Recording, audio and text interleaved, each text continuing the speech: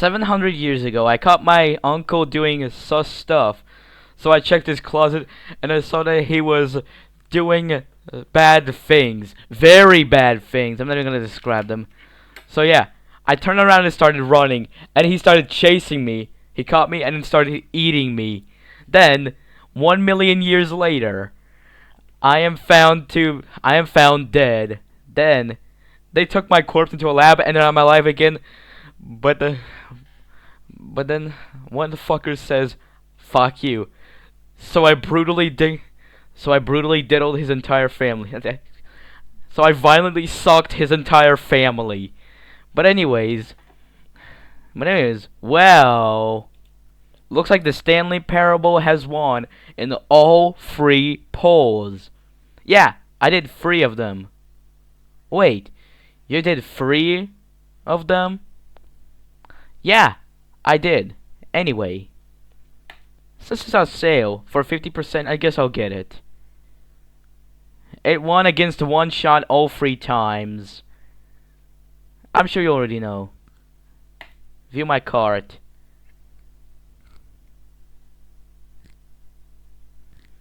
Crack egg. What is this? Hotline Miami's on sale. I'm not gonna get it, though. No, I'm not sorry. Continue to payment.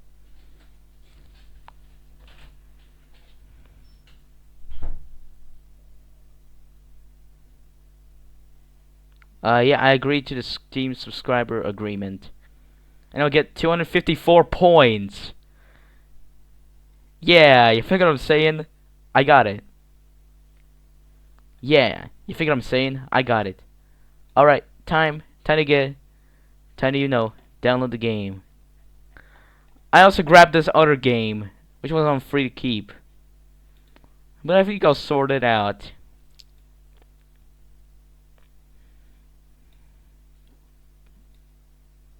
Moonlighter.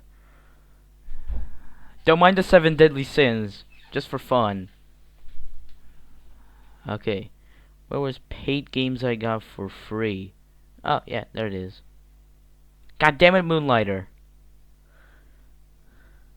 Okay. And finally, the Stanley Parable. And the Stanley Parable paid games. Let's see how much both.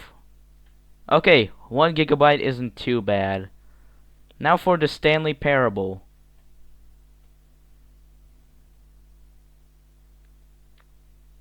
There it is. Oh, that's also not too bad.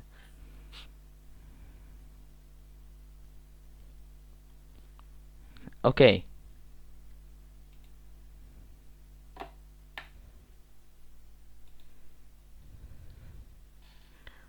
Okay.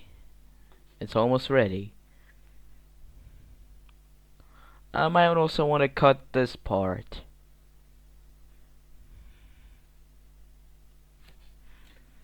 Yeah, this video will use editing.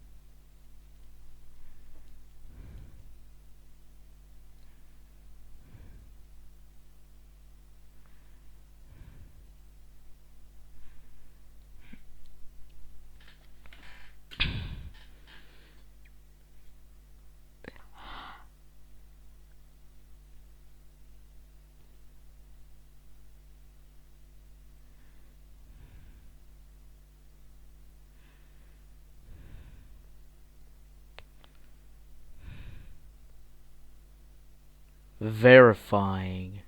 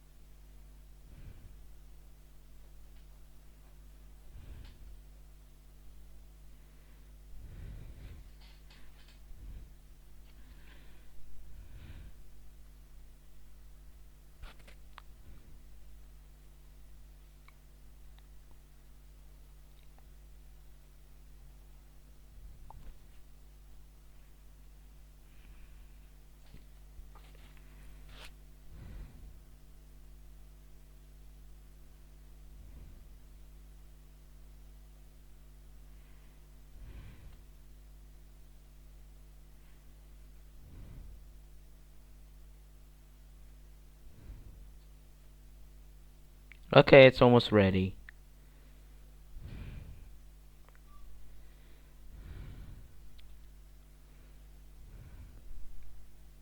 Please don't fucking fail.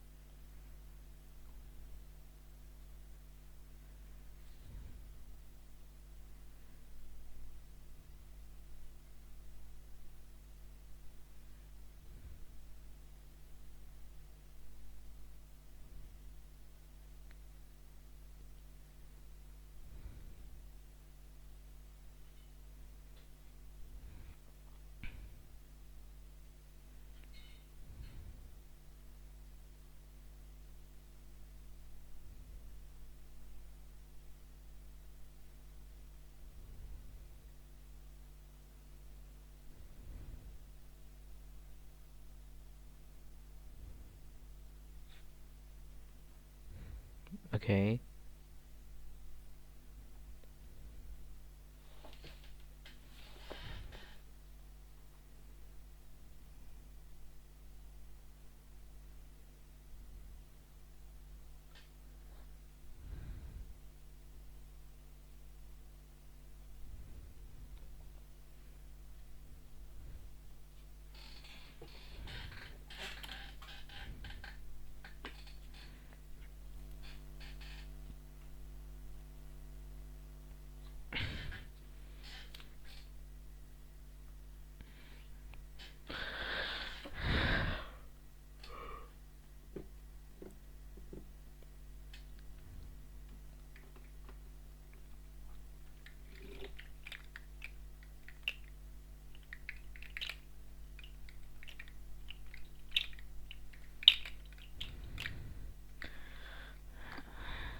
Okay. Okay, it's ready. Let's play. I just hope I don't crash. I just hope I do not crash. Because that would be really bad. You know, think what I'm saying? It would be really bad.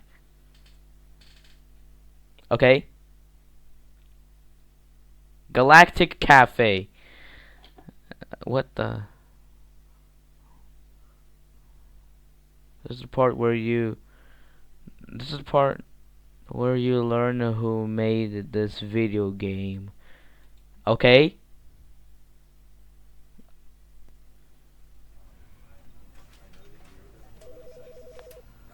Holy shit, I already fucking love this. The menu. Okay, let's begin. The end is never, the end is loading. The end is never, the end is never, the end is loading and never. The end is loading. The end is loading. Guys, the end is loading. Oh my fucking god.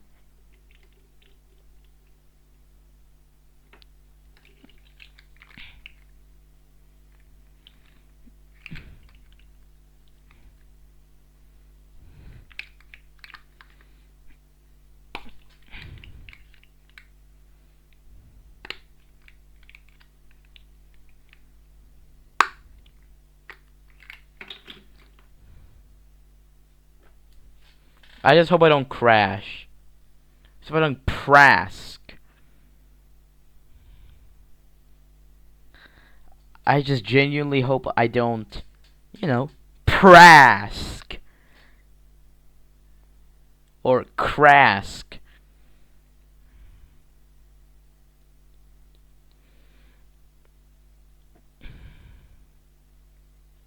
To keep you entertained while it is loading, warning, warning, plaster. I've got a few of those. Sandy, a bore so sink. Oh. This is the story of a man named Stanley. Okay. Stanley worked for a company in a big building where he was employee number 427. Okay. Employee number 427's job was simple. He sat at his desk in room 427 and he pushed buttons on the keyboard. Orders came to him through a monitor on his desk, telling him what buttons to push, how long to push. Why is he using a pen? Why is he using a pen? This is what employee 427 did every day of every month of every year. Damn! Although others might have considered it soul-winning, Stanley relished every moment that the orders came in, as though he had been made exactly for this job. The system was rigged from the... Stanley was happy. And then one day, something very peculiar happened. Something that would forever change Stanley. Something he would never quite forget. He had been at his desk for nearly an hour when he realized that not one single order had arrived on the monitor for him to follow. No one had showed up to give him instructions, call a meeting, or even say, I thought it was... Oh, I thought it was... in all his years Oh, I thought it was just gonna be a cliche. this complete isolation. Something was very clearly wrong. Shocked, frozen solid, Stanley found himself unable to move for the longest time. But as he came to his wits and regained his senses, he got up from his desk and stepped out of his office.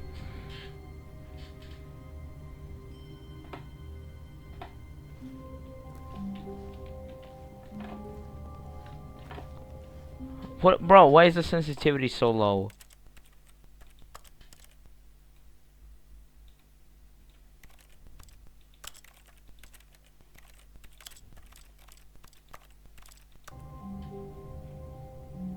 Okay, that's a little bit better.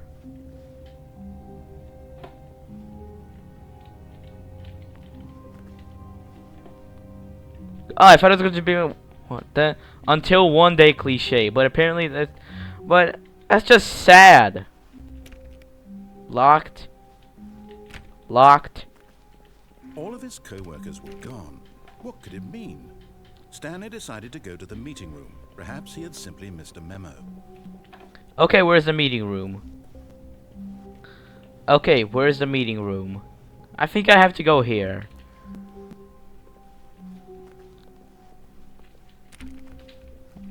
Nope, that's the storage room. When Stanley came to a set of 2 open doors, he entered the door on his left. No. Oh. Fuck. The door closed on its own. Well, are you gonna do anything, narrator? What if I just stand there?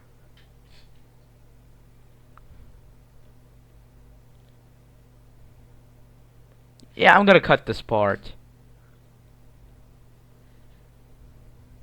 And get to the interesting part. I'm gonna cut this and get to the interesting part.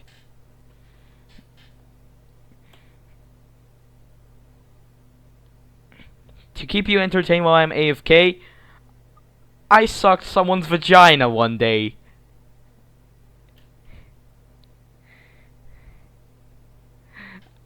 And then I got a crippling addiction. I started furiously eating. I started furiously eating ghost nut. The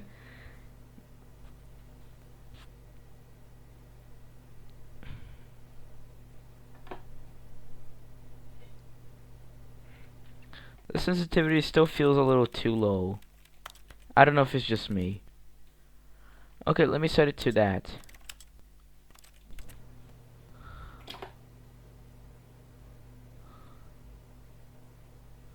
Okay, that's a lot better.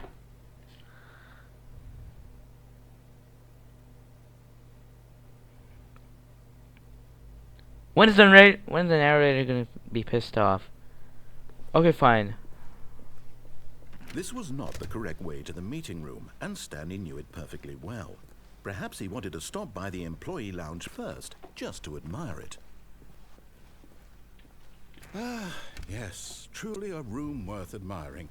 It had really been worth the detour after all, just to spend a few moments here in this immaculate, beautifully constructed room. Stanley simply stood here, drinking it all in.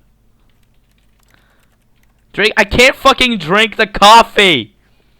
I can't drink the coffee! Yeah. But eager to get back to business, Stanley took the first open door on his left. Stanley was so bad at following directions, it's incredible he wasn't fired years ago. Wait, this is a storage room? Warning. Penalty for misuse of cargo lift. Penalty for jumping off the cargo lift. What? You're paying me for suffering injuries? Look, Stanley, I think perhaps we've gotten off on the wrong foot here. I'm not your enemy, really, I'm not. I realize that investing your trust in someone else can be difficult, but the fact is... Shut the fuck up. It's been about nothing but you all this time. I don't give... Someone you've been neglecting, what? Stanley. Someone you've forgotten about. Please, stop trying to make every decision by yourself. Now, I'm not asking for me, I'm asking for her. This is it, Stanley. Your chance to redeem yourself. To put your work aside. To let her back into your life. She's been waiting. Who the fuck is she? What is this? Huh? That's her, Stanley. You need to be the one to do this. Who is she? Reach out to her. Wait, who is she? God damn it! Hey, narrator! Who the fuck is this she? Tell me! Okay, fine. Well? Wait, did I press... Wait, was it E or the left... Wait, was it E or left mouse button? Left mouse button. Oh, Stanley, is that you? Hold on, sweetie. Sorry to keep you waiting. I'm just pulling the bread out of the oven. All right. Okay, there we go. All right, now, I want you to come in and tell me all about your day. Gotcha. Oh, come on. Did you actually think you had a loving wife who'd want to commit their life to you? I knew it. Make a point here, Stanley. I'm trying to get you to see something. Come inside. Let me show you what's really going on here. Shut the fuck up, narrator. This is a very sad story about the death of a man named Stanley. Shut the fuck up! Hello, Mrs.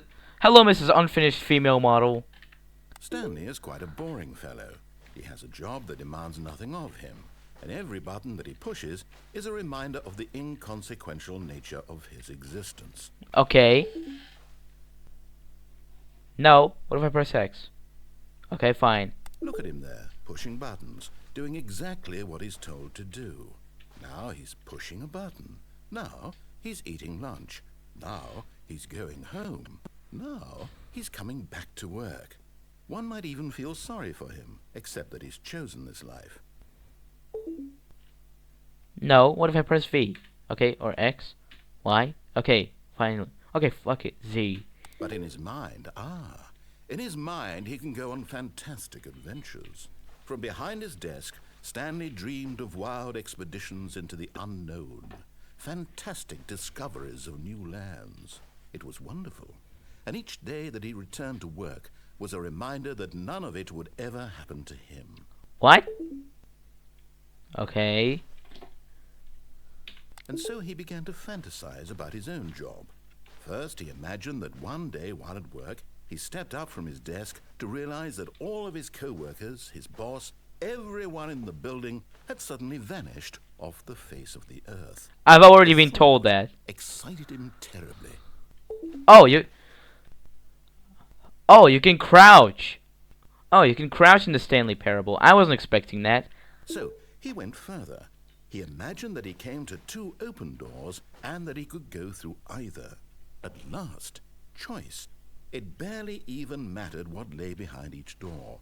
The mere thought that his decisions would mean something was almost too wonderful to behold. Okay, I gotta prepare dinner. As he wandered through this fantasy world, he began to fill it with many possible paths and destinations. What the fuck? Down one path lay an enormous round room with monitors and mind controls. And down another was a yellow line that weaved in many directions. And down another was a game with a baby. And he called it the Stanley Parable. Hey kids, come out. We're gonna tell you a story. It was such a wonderful fantasy, and so in his head he relived it again, and then again, and again, over and over, wishing beyond hope that it would never end, that he might always feel this free. Surely there's an answer down some new path, mustn't there be? Perhaps if he played just one more time. But there is no answer. How could there possibly be? In reality, all he's doing is pushing the same buttons he always has. Nothing has changed. The longer he spends here, the more invested he gets, the more he forgets which life is the real one.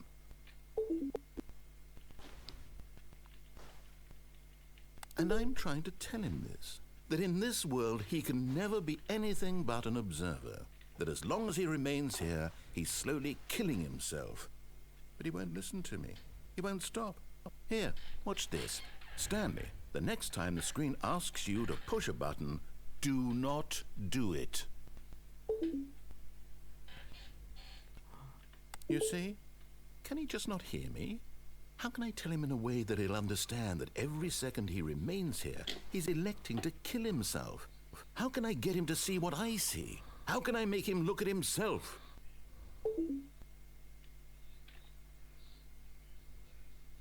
I suppose I can't, not in the way I want him to. But I don't make the rules. I simply play to my intended purpose, the same as Stanley. We're not so different, I suppose. I'll try once more to convey all this to him. I'm compelled to. I must. Perhaps, well, maybe this time he'll see. Maybe this time. And I tried again, and Stanley pushed a button. And I tried again, and Stanley pushed a button. And I...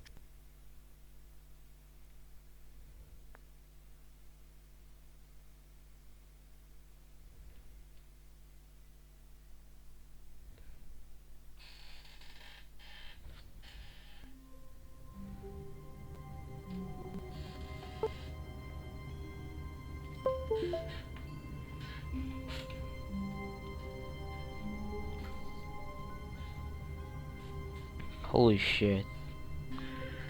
That was too dark. All of his co-workers were gone. What could it mean? Stanley decided to go to the meeting room. Perhaps he had simply missed a memo.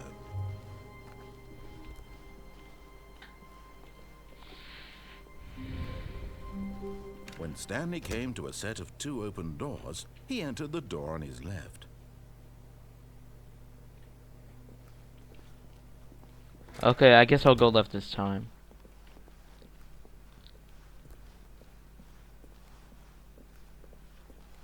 Yet there was not a single person here either. Feeling a wave of disbelief, Stanley decided to go up to his boss's office, hoping he might find an answer there.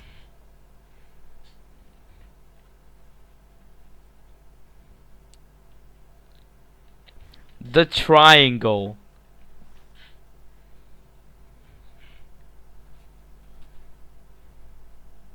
What the hell is a bevel?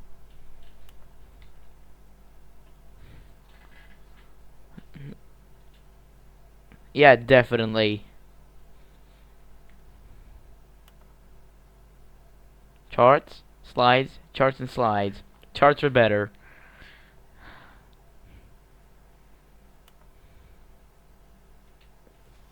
Okay, this one is way too complex.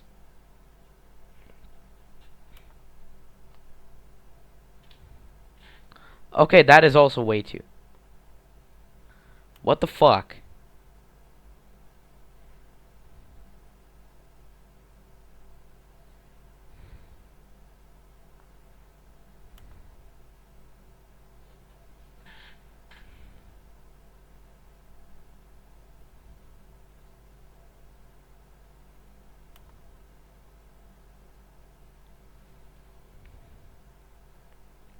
Okay, when is it gonna repeat? Stanley just stood there doing nothing at all. He seems to think I have nothing better to do with my time than to sit around and describe every fascinating little detail of his inability to do anything. This is why Stanley and I are on such good terms. What the fuck? Okay. Please don't crap on me again like that, narrator. Coming to a staircase, Stanley walked upstairs to his boss's office.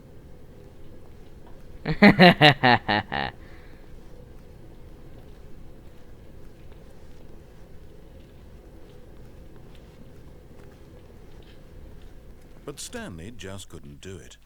He considered the possibility of facing his boss, admitting he had left his post during work hours. He might be fired for that. And in such a competitive economy, why had he taken that risk? All because he believed everyone had vanished? His boss would think he was crazy. And then something occurred to Stanley. Maybe, he thought to himself, maybe I am crazy. All of my co-workers blinking mysteriously out of existence in a single moment for no reason at all? None of it made any logical sense. And as Stanley pondered this, he began to make other strange observations. For example, why couldn't he see his feet when he looked down? Why did doors close automatically behind him wherever he went? And for that matter, these rooms were starting to look pretty familiar. Were they simply repeating? No, Stanley said to himself, this is all too strange. This can't be real. And at last, he came to the conclusion that had been on the tip of his tongue. He just hadn't found the words for it. "I'm dreaming!" he yelled. "This is all a dream." Oh, what a relief Stanley felt to have finally found an answer, an explanation. His co-workers weren't actually gone. He wasn't going to lose his job. He wasn't crazy after all. And he thought to himself, I suppose I'll wake up soon. I'll have to go back to my boring real-life job pushing buttons. I may as well enjoy this while I'm still lucid. So, he imagined himself flying and began to gently float above the ground. Then he imagined himself soaring through space on a magical starfield, and it too appeared. It was so much fun, and Stanley marveled that he had still not woken up. How was he remaining so lucid? And then perhaps the strangest question of them all entered Stanley's head. One he was amazed he hadn't asked himself sooner. Why is there a voice in my head dictating everything that I'm doing and thinking? Now the voice was describing itself being considered by Stanley, who found it particularly strange. I'm dreaming about a voice describing me, thinking about how it's describing my thoughts, he thought. And while he thought it all very odd and wondered if this voice spoke to all people in their dreams, the truth was that, of course, this was not a dream. How could it be? Was Stanley simply deceiving himself, believing that if he's asleep, he doesn't have to take responsibility for himself? Stanley is as awake right now as he's ever been in his life. Now, hearing the voice speak these words was quite a shock to Stanley. After all, he knew for certain, beyond a doubt, that this was in fact a dream. Did the voice not see him float and make the magical stars just a moment ago? How else would the voice explain all that? This voice was a part of himself too. Surely, if he could just... He would prove it. He would prove that he was in control, that this was a dream. So he closed his eyes gently, and he invited himself to wake up. He felt the cool weight of the blanket on his skin, the press of the mattress on his back, the fresh air of a world outside this one. Let me wake up, he thought to himself. I'm through with this dream. I wish it to be over. Let me go back to my job. Let me continue pushing the buttons. Please, it's all I want. I want my apartment, and my wife, and my job. All I want is my life exactly the way it's always been. My life is normal. I am normal. Everything will be fine. I am okay.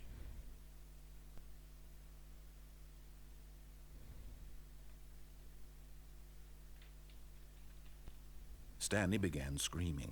Please, someone, wake me up. My name is Stanley.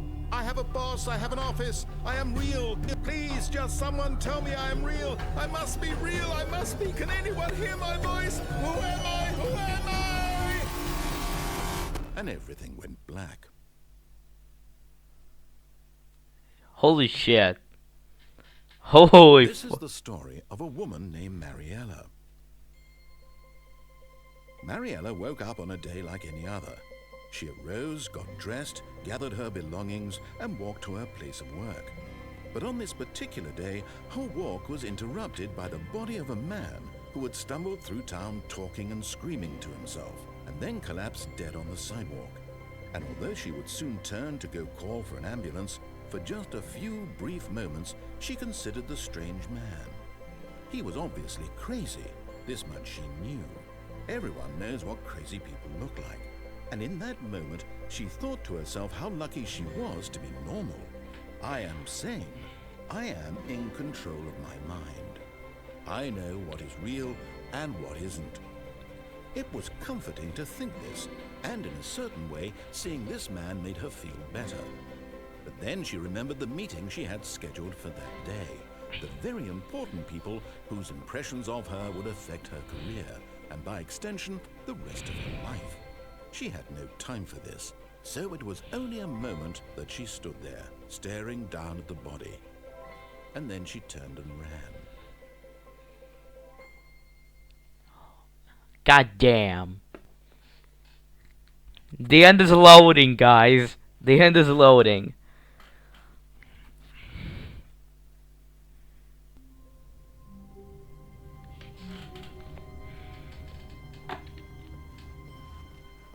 How wonderful. Stanley was alone. Finally. This is great, he thought to himself. This is what I've wanted all along. I got what I wanted. What? Wait, what? When Stanley came to a set of 2 open doors, he entered the door on his left. Okay.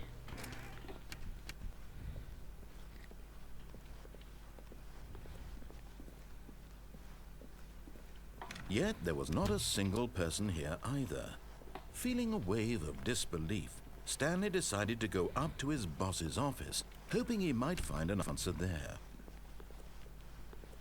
Coming to a staircase, Stanley walked upstairs to his boss's office.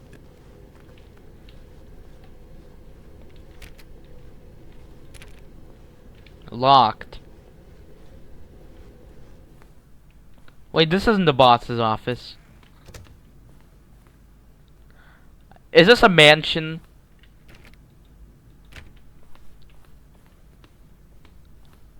Stepping into his manager's office, Stanley was once again stunned to discover not an indication of any human life.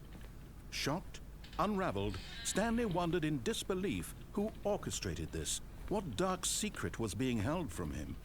What he could not have known was that the keypad behind the boss's desk guarded the terrible truth that his boss had been keeping from him. And so the boss had assigned it an extra secret PIN number, 2845. But of course, Stanley couldn't possibly have known this. 2845. Okay, wait, 2845. Where do I input this? Wait, where do I input this? 2845. Stanley just sat around twiddling his thumbs. Trying to input anything on the device was useless, since he could never possibly know that the combination was 2845.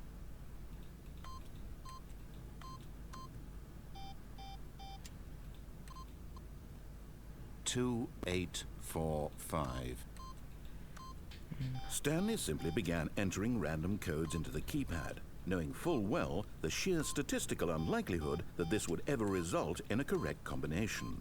If he knew that the combo was 2845, it would be another forgot. But it turns out that the panel's emergency override kicked in, and the door just opened all by itself. And Stanley got the hell along with the story. Well, whoop-de-doo. Dude, this feels like Alan Wake, but with the self-awareness. What the hell? I don't see my own shadow.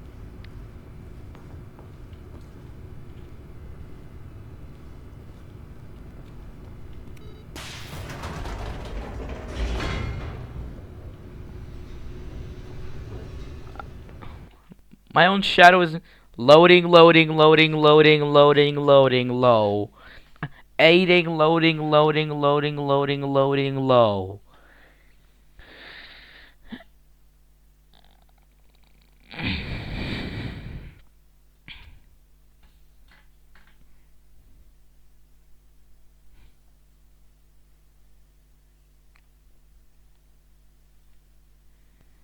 Descending deeper into the building, Stanley realized he felt a bit peculiar. It was a stirring of emotion in his chest, as though he felt more free to think for himself, to question the nature of his job. Why did he feel this now, when for years it had never occurred to him? This question would not go unanswered for long.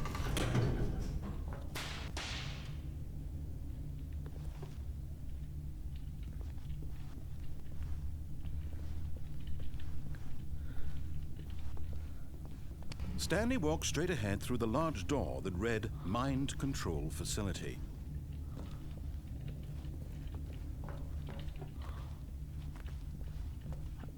I really want to backtrack, but it's so fucking dark. I really want to backtrack, but it's so goddamn dark.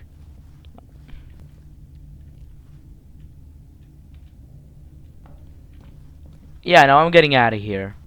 Although this passageway had the word escape written on it, the truth was that at the end of this hall, Stanley would meet his violent death.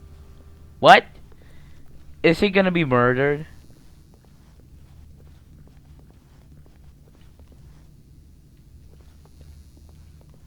The door behind him was not shut. Stanley still had every opportunity to turn around and get back on track. At this point, Stanley was making a conscious, concerted effort to walk forward and willingly confront his death.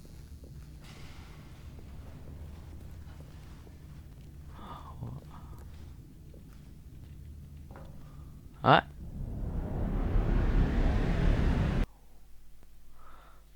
Oh. Was that the gas chamber? This is both horror and the B-movie. Dude, this is literally horror material and the B-movie material. This should be a horror comedy. The two genres that absolutely do not go together. Ah, my leg. Ow. My legs. As the machine whirred into motion and Stanley was inched closer and closer to his demise, he reflected that his life had been of no consequence whatsoever. Stanley can't see the bigger picture. He doesn't know the real story, trapped forever in his narrow vision of what this life is. Perhaps his death was of no great loss, like plucking the eyeballs from a blind man. So he resigned and willingly accepted this violent end to his brief and shallow life. Farewell, Stanley.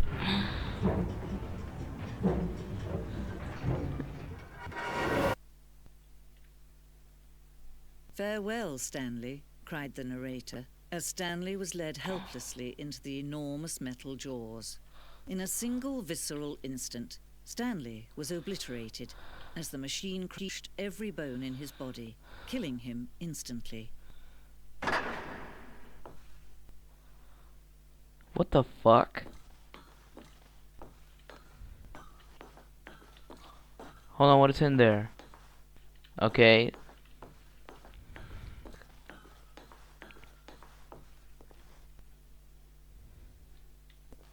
And yet it would be just a few minutes before Stanley would restart the game, back in his office, as alive as ever.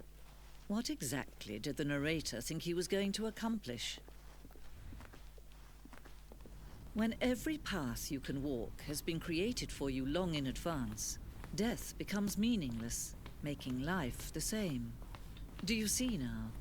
Do you see that Stanley was already dead from the moment he hit start? Is this heaven?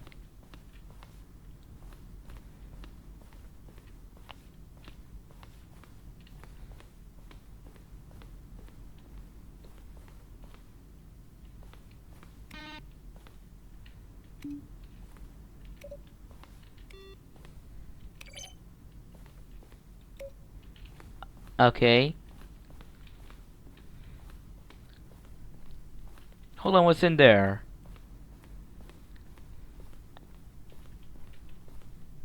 The office.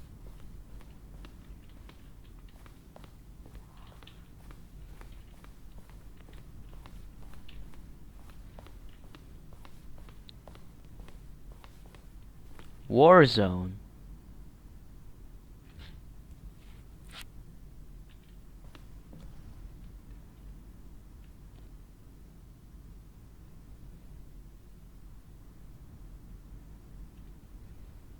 Okay, okay, I got it.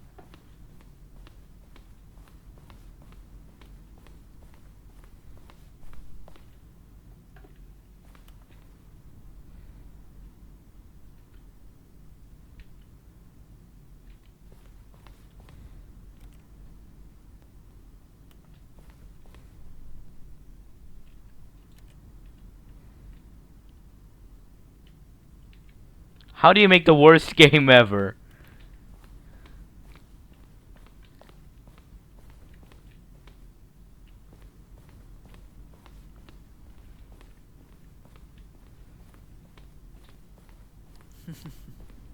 Oh, look at these two. How they wish to destroy one another. How they wish to control one another. How they both wish to be free. Can you see? Can you see how much they need one another? No, perhaps not. Sometimes these things cannot be seen. But listen to me. You can still save these two. You can stop the program before they both fail. Push escape and press quit. There's no other way to beat this game. As long as you move forward, you'll be walking someone else's path. Stop now and it'll be your only true choice. Whatever you do, choose it. Don't let time choose for you. Don't let time choose.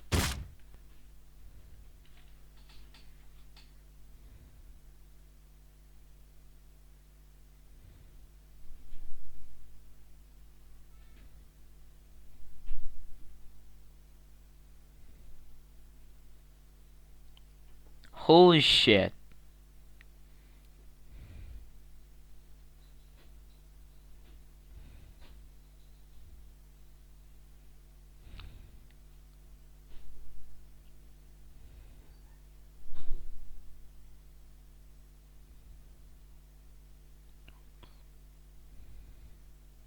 Well,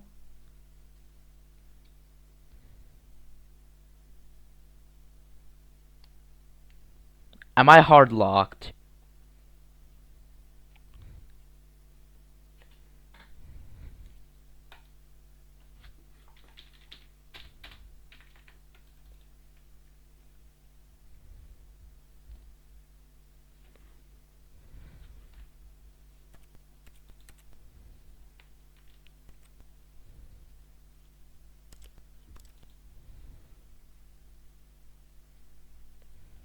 The end is loading.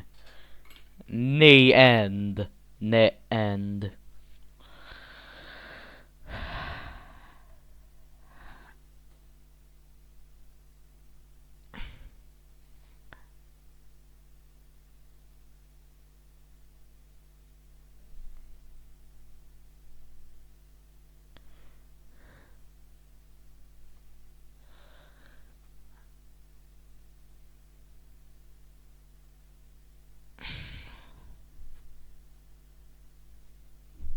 This feels like it was made in Source Engine.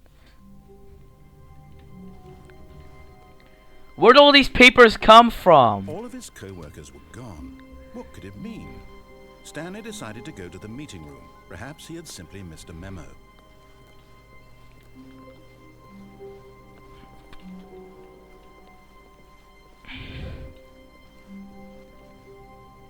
When Stanley came to a set of 2 open doors, he entered the door on his left.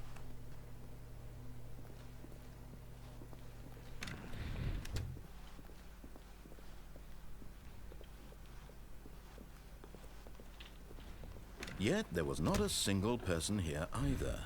Feeling a wave of disbelief, Stanley decided to go up to his boss's office, hoping he might find an answer there. Coming to a staircase, Stanley walked upstairs to his boss's office.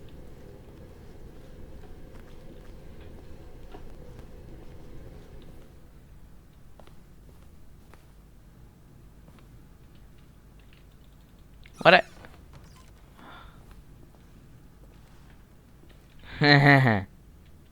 To be rich, is it a crime to commit crimes? Isn't it right? What a life it would be to have to pick just one. I want to sit on the toilet. Why can't I sit on the toilet?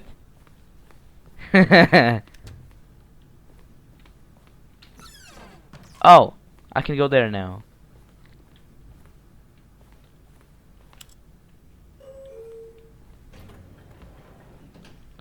What if I get one? If I get to you.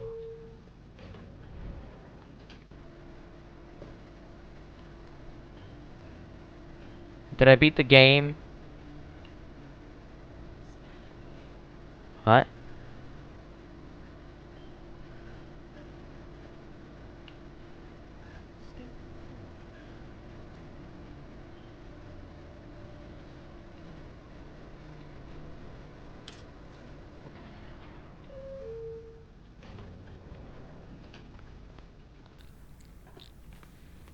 Dumbass elevator. Stepping into his manager's office, Stanley was once again stunned to discover not an indication of any human life. What could it mean? Stanley wondered aloud to nobody. He began wildly tearing through papers on the boss's desk, pulling books off the shelf, looking behind paint, desperate for clues to his situation. But his attention was caught by a keypad behind the boss's desk. What could its purpose be? In fact, this keypad guarded the terrible secret that lay buried below his feet. And so the boss had assigned it an extra secret PIN number, 2845. But of course, Stanley couldn't possibly have known this. Yet incredibly, by simply pushing random buttons on the keypad, Stanley happened to input the correct code by sheer luck. Amazing. He stepped into the newly opened passageway.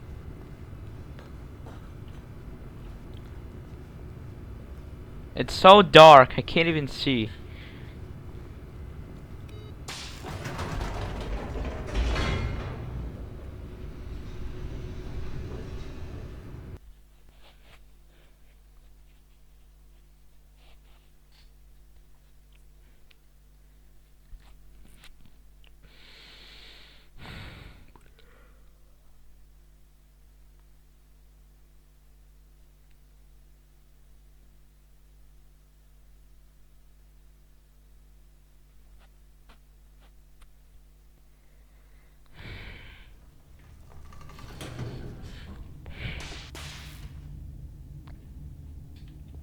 Dude, it's so dark.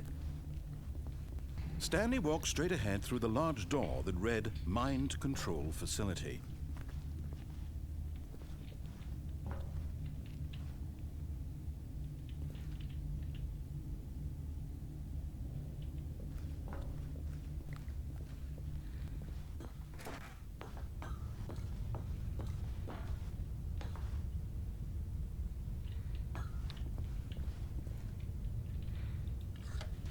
The lights rose on an enormous room packed with television screens. What horrible secret did this place hold? Stanley thought to himself. Did he have the strength to find out?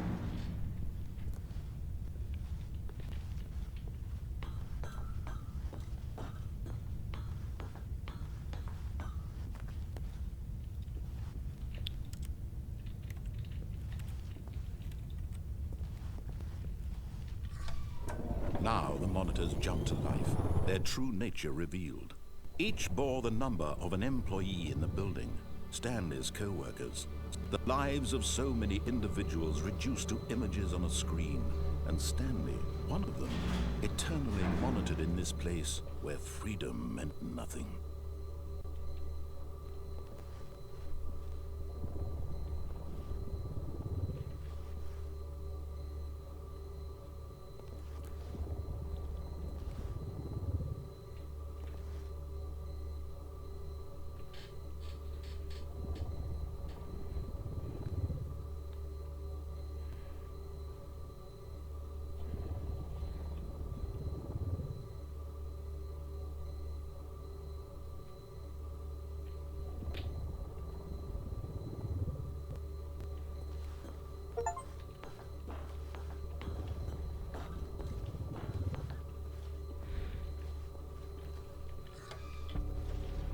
This mind control facility, it was too horrible to believe. It couldn't be true. Had Stanley really been under someone's control all this time? Was this the only reason he was happy with his boring job? That his emotions had been manipulated to accept it blindly?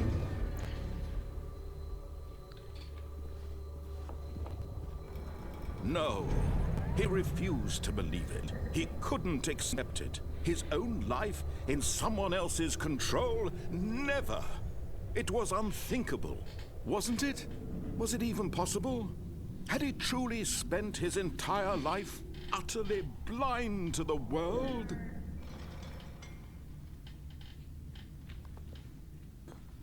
But here was the proof, the heart of the operation. Controls labeled with emotions, happy or sad or content. Walking, eating, working, all of it monitored and commanded from this very place. And as the cold reality of his past began to sink in, Stanley decided that this machinery would never again exert its terrible power over another human life. For he would dismantle the controls once and for all. Oh, look. A 5.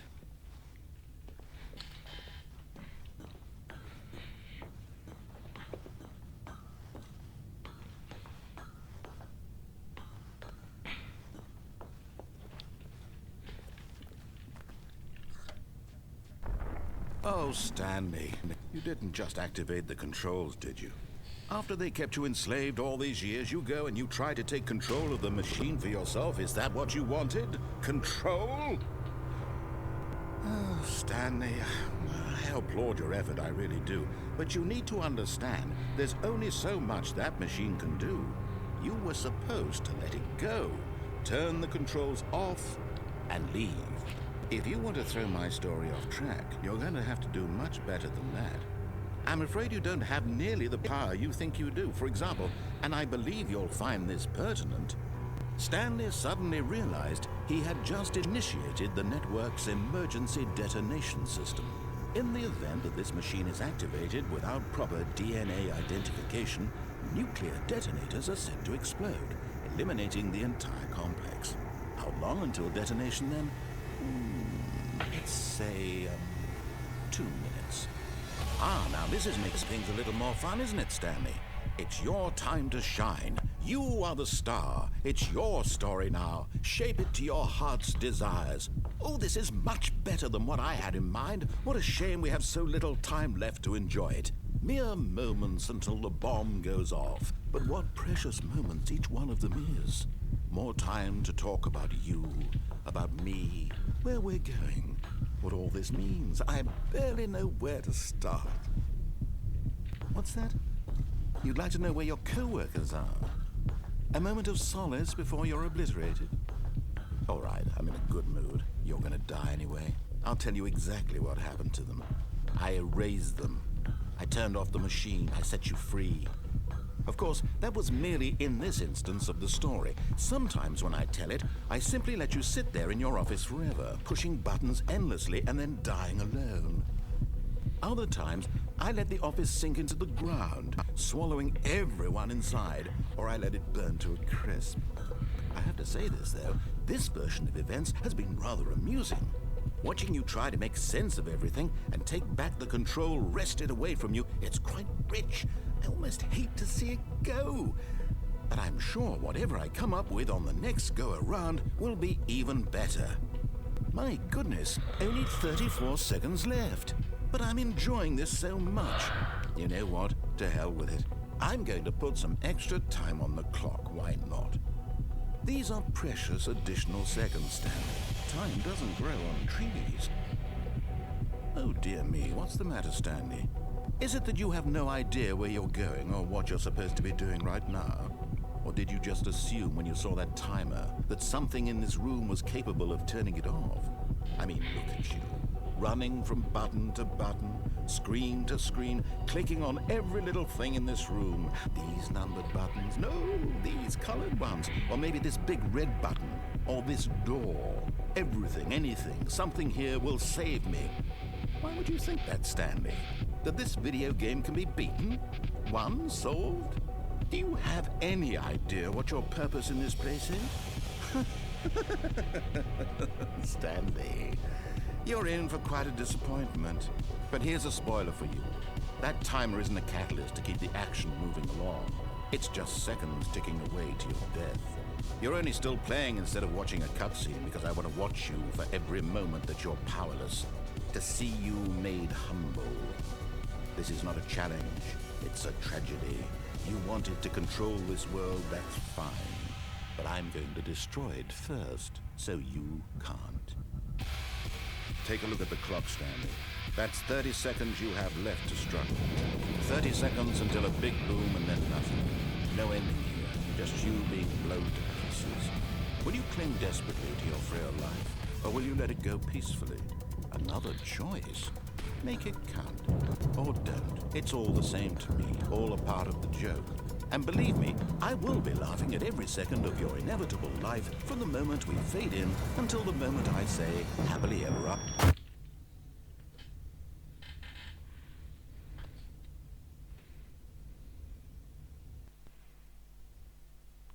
The end is loading.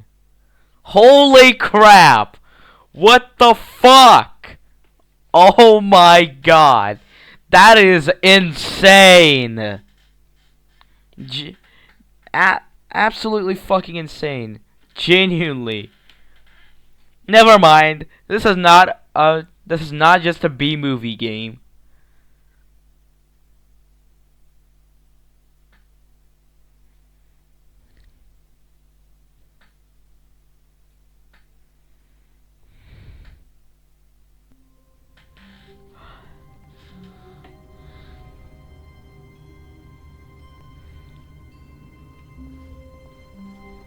How wonderful.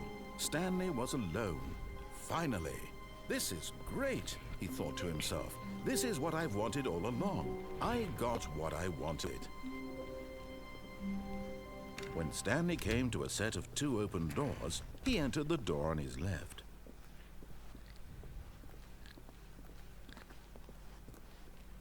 Yet there was not a single person here either. Feeling a wave of disbelief, Stanley decided to go up to his boss's office, hoping he might. Coming to a staircase, Stanley walked upstairs to his boss's office.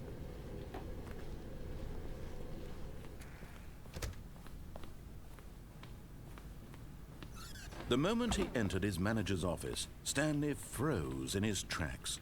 Not a living soul anywhere.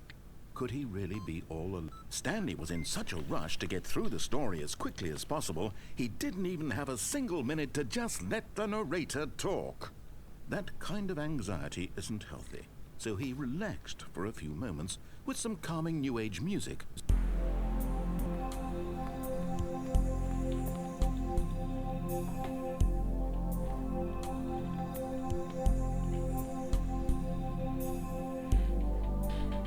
Feeling soothed and rejuvenated, Stanley calmly walked forward into the opened passageway.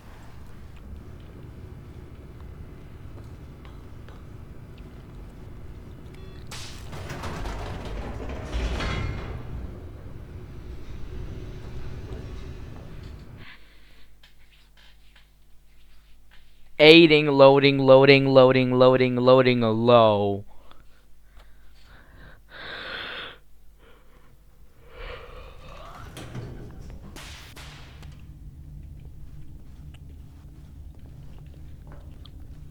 Stanley walked straight ahead through the large door that read Mind Control Facility.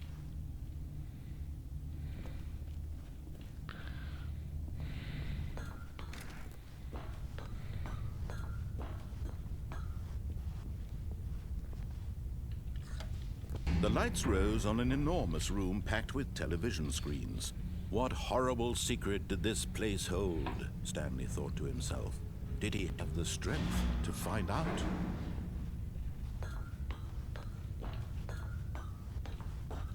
Holy shit. Now the monitors jumped to life, their true nature revealed. Each bore the number of an employee in the building, Stanley's co-workers. The lives of so many individuals reduced to images on a screen, and Stanley, one of them, eternally monitored in this place where freedom meant nothing.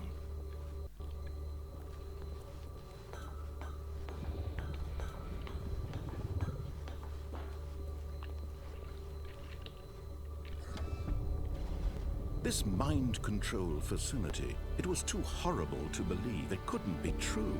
Had Stanley really been under someone's control all this time? Was this the only reason he was happy with his boring job? That his emotions had been manipulated to accept it blindly? No, he refused to believe it. He couldn't accept it. His own life in someone else's control? Never! It was unthinkable, wasn't it? Was it even possible? Had he truly spent his entire life utterly blind to the world? But here was the proof, the heart of the operation. Controls labeled with emotions, happy or sad or content, walking, eating, working, all of it monitored and commanded from this very place. And as the cold reality of his past began to sink in, Stanley decided that this machinery would never again exert its terrible power over another human life. For he would dismantle the controls once and for all.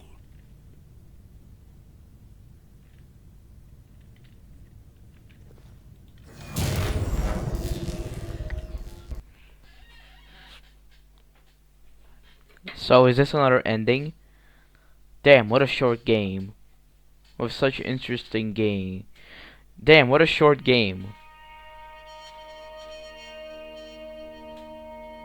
Damn, what a short game. Blackness and a rising chill of uncertainty. Was it over?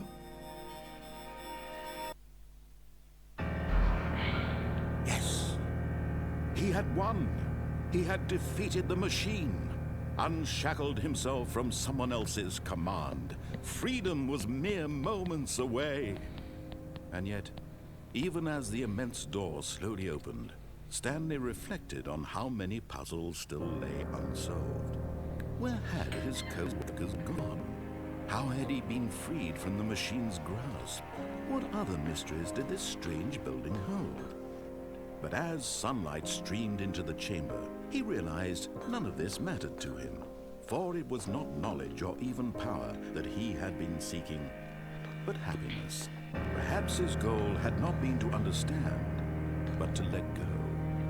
No longer would anyone tell him where to go, what to do, or how to feel. Whatever life he lives, it will be his. And that was all he needed to know. It was perhaps the only thing worth knowing.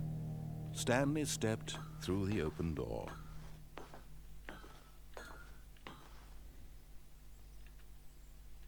Stanley felt the cool breeze upon his skin, the feeling of liberation, the immense possibility of the new path before him. This was exactly the way, right now, that things were meant to happen. And Stanley was happy.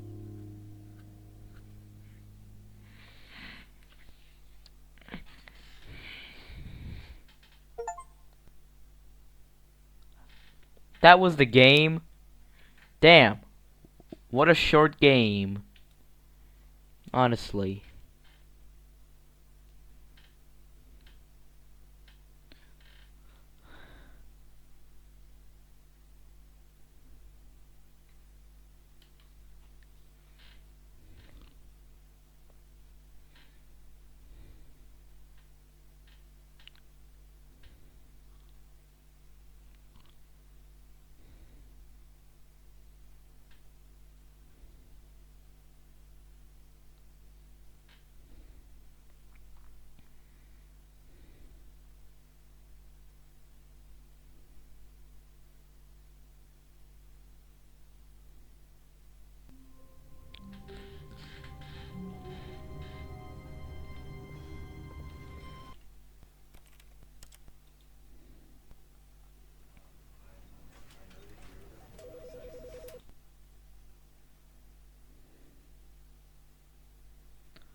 Okay. That was absolutely fucking fire.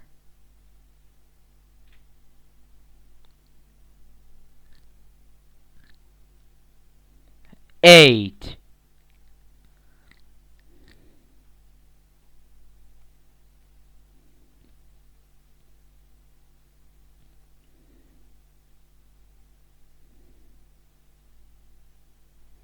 God damn, these achievements.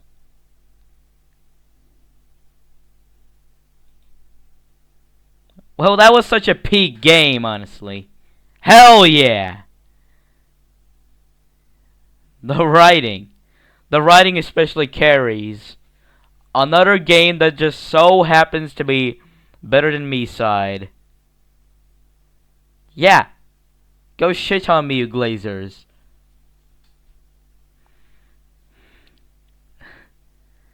But I don't think it is. I don't think it is top 10 though. It barely scratches the surface. It barely makes it to the top 10. It is now number 11 in my top 25 most favorite games that I've played. I only rank the games I've actually played. I will not half-heartedly put a game that has been overhyped just because it has been hyped so much. Now this is actually the top 15 of my favorites. But whatever. Oh shit. Hold on. Never mind, this is the one. So yeah, I've also yeah. Some changes.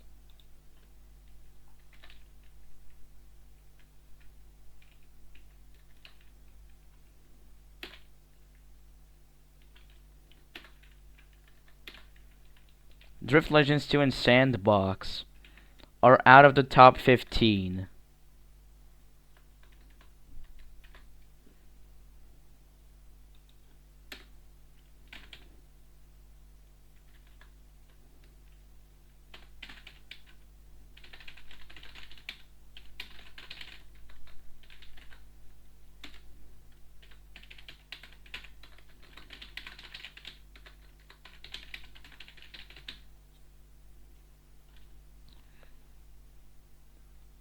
Wait, hold on. Wait, hold on. Wait, hold on. Who made the Stanley Parable?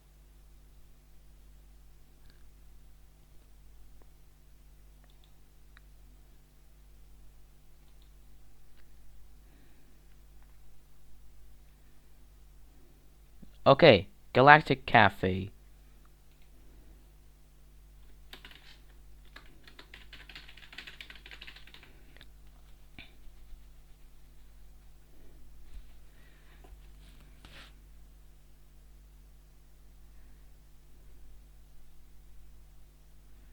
Okay, I'm also moving Half-Life up by 6 ranks.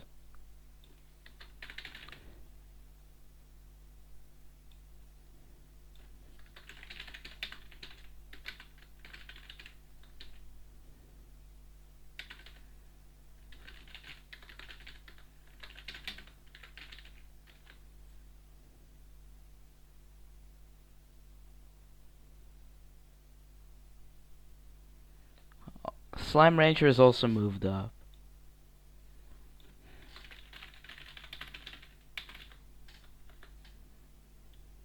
I tend to forget the developers of certain games, so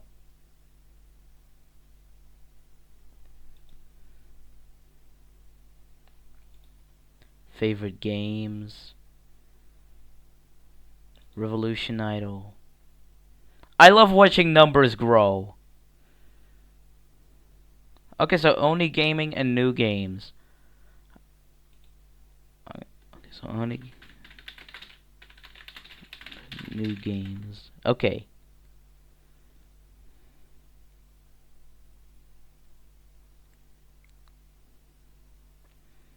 Why is Me-Side in number 13? I personally didn't enjoy Me-Side that much. I mean, the graphics and story were good, but the gameplay, I mean, it is gameplay. But yeah, fuck that. But yeah, fuck that. Why is Half-Life in 6 but Half-Life 2 in 10? I didn't enjoy Half-Life 2. I didn't really enjoy Half-Life 2. I liked Half-Life 1 better. Oh, the irony.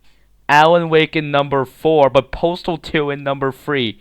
Yep, the jankiest game ever is a 1 tier above, like, the coolest and most beautiful game ever. The irony. The sheer irony. Oh, the sheer irony. Well, that was the Stanley Parable. Bye.